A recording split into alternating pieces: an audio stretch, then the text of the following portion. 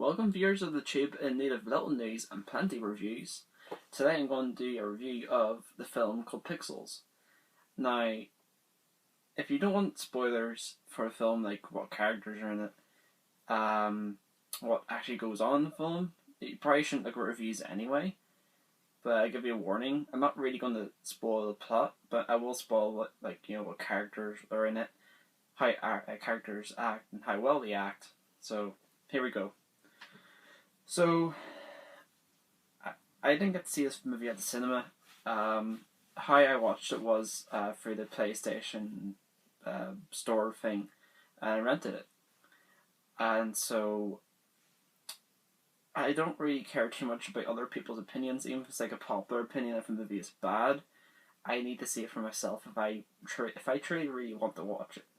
So, in that case, I went and bought the movie because I decided to buy £10 PlayStation card, so I can get Grow Home and Pixels. I could have got another film. I'm not sure if Ant-Man was like the same price, but I'm more interested in watching Pixels because I've been a video gamer my entire life. I'm also a huge fan of retro games, even though I didn't actually kind of grow up with some of them.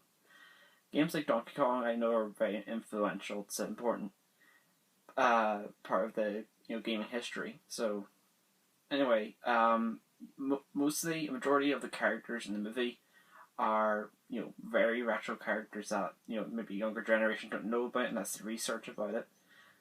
A lot of people criticize Sandler's acting as bad, but I don't know if they base that and is that on their own opinion. Have they actually watched him act? Because if you watch like a film like Happy Gilmore, his sort of humor is sarcastic. I don't know what I find him funny, and then they also have the guy who plays Doug Heffernan from King of Queens. He's actually like the American president, which is something I was surprised about. And we have the guy, I think he's from Pineapple Express. He's a fat guy with curly hair and glasses. Or no, it's Superbad. I don't think I've seen Pineapple Express, but I think he might have been the guy from Superbad. They're all, and they're all good actors. I didn't have any problem with them, any of the characters at all, except for what's his name? Q*bert. He was a bit like Jar Jar from the Star Wars series, and don't get me wrong, I like Jar Jar from Star Wars. Plenty of people don't, but the Q*bert was a little bit annoying. I didn't like that he actually talks. If you ever seen Wreck-It Ralph, he doesn't really talk. He makes these noises, which were quite funny in the end. And yeah, there was like a reference to his Q*bertese speech at one point in the film, but he doesn't really speak it.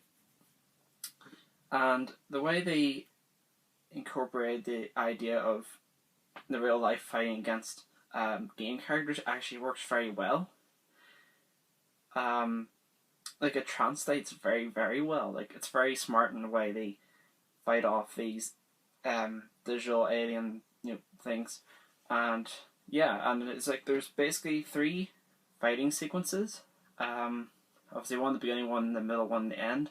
That's what kind of carries you over to watch the entire film. But I think it's not one of those films where it drifts away from the main plot and goes more into the personal aspect, although there's a bit of that. Not too much, and there's it's good. And there's characters you probably want to see in this film. They are likely in it, unless you're looking for Sonic. I don't think Sonic is in this here, but again, it's based off 1980s games. I think Sonic was 1990 something. You do have characters like Mario. He makes a very brief cameo, but there's one there might be 2 or 1 cameo with him. It's Mario as Jumpman from Donkey Kong in one part, and I think he's chasing after someone, so look out for that. But I think it's in the 3rd sequence. The first sequence is Centipede, which they fight first. Second is Pac-Man, and then the third would be Donkey Kong. Third sequence is Donkey Kong. I saw this kind of towards the end. I wasn't sure where they would put the Donkey Kong sequence, but they did put it at the very end, and it's very good. I really like what they did. I think if you're a retro game purist, and the way they fight the characters and bosses and stuff, it's not going to be for you. They kind of like redid the way you fight the game characters with real life equivalents. Like what they did with Pac-Man, they had the ghost cars, or mini ghost cars they call them. It kind of works because basically how it works with that is that the car has to crash into Pac-Man 3 times, and Pac-Man does regenerate each time. And Pac-Man does eat pellets, which makes him invincible and able to eat the car. There's some action sequences with that. I mean, the personal side of the film is like, how some of the characters got very good at the games. Yeah, I mean, it's overall a pretty good film. I've already spent about 6 minutes talking about the gist of what it's kind of like about, but I don't really want to spoil the film for you. If I do highly recommend it if you're into video games, specifically retro ones. But I don't know. Like, I mean, it's free rent to cheap. You're not really losing much money if you don't enjoy the film in the end.